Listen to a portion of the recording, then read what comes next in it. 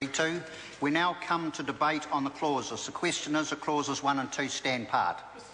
I call in Lees-Galloway. Thank you very much, Mr Chair. Clauses 1 and 2 deal with the title and commencement of the Marine Legislation Bill. The title reads thus, that this Act is the Marine Legislation Act 2012. That might need a bit of updating, seeing as we're now very late in 2013. Thus, such as the length of time it has taken to progress this legislation, late as it was arriving in Parliament, late as it was to be introduced, late as the first reading was. The process since then has been so slow that we find ourselves not in 2012 but very, very deep in 2013. So that part of the title will need a minor amendment as well. We could think of some names for this bill. I think there's plenty of cliches that could be applied to this bill. The shutting the door well after the horse is bolted Act would be a very good name for it, which leads me to the commencement. The commencement is not as straightforward as most commencement clauses are. The commencement clause allows for Part 2 of this Act to come into force on a date appointed by the Governor-General by order in Council, and that one or more orders may be made bringing different provisions into force on different dates. So Parliament actually has no control over when Part 2 of this bill will actually come into force. That has been handed over to the government. And again, I think it was my colleague Marion Street who pointed out that when Jerry Brownlee is given this level of control over regulations and this level of control over when an act actually comes into force, that he likes to push the boundaries to the absolute extreme. Jerry Brownlee has a history of making regulations that actually undermine the original purpose of the Act that gave him that making power in the first place. And I fear what it means to give Jerry Brownlee that level of control over when the different aspects of Part 2 will actually come into force. The rest of this Act, i.e. Part 1, the changes that are being made to the Maritime Transport Act. These are the changes that we needed really before the Rena disaster occurred. Actually, there has been an amendment made at Select Committee, and I don't know whether there was a bit of crystal ball gazing happened at Select Committee, because originally, yes, I think it was probably the Labor side that could see what was going to happen. Originally, this read that the rest of this Act comes into force on the 1st of April 2013.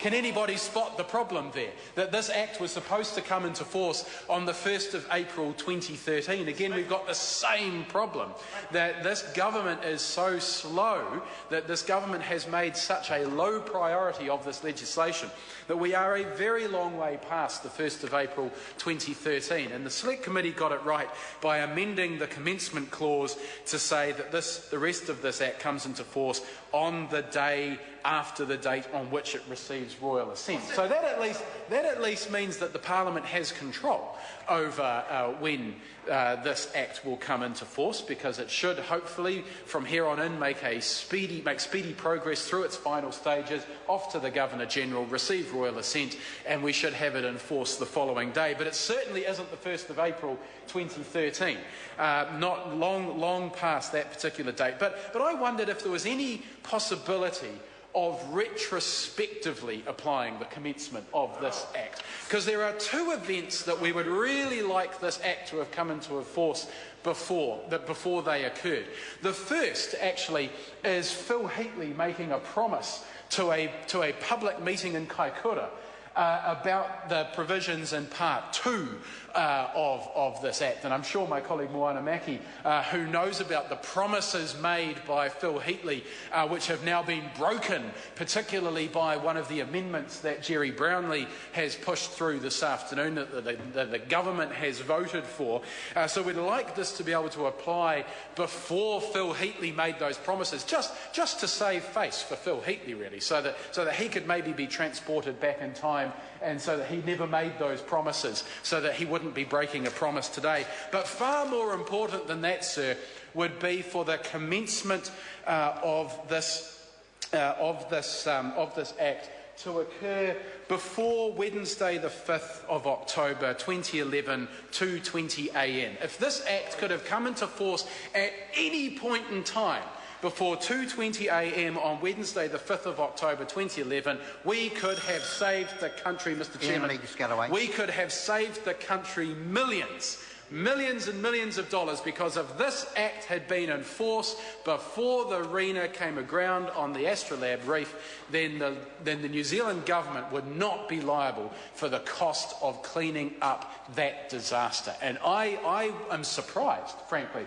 that this government hasn't promoted an amendment to the commencement date that would retrospectively apply this Act, because that government over there must be so embarrassed about their failure to act. They were handed this legislation on a plate from the previous government. The work had been done. The bill was ready to go in early 2009. All they had to do was introduce it to Parliament, put it on the order paper and make it a priority. And if they'd done that, then when the RENA hit the Astrolabe Reef and the ensuing disaster occurred and the ensuing cost occurred, then that would not have been borne by the poor old New Zealand taxpayer, who once again has been hit in the back pocket by that negligent national-led government. So I think it would be fantastic if maybe the Minister could whip down to the House as quickly as possible,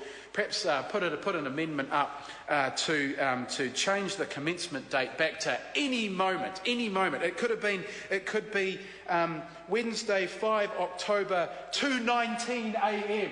would be sufficient to have this Act in place when it was needed, because any date after that, frankly, is far past the useful date of this Act.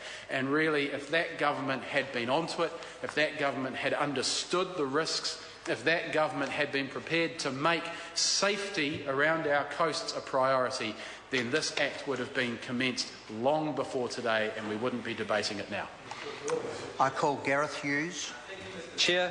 Thank you, Mr Chair. Let's call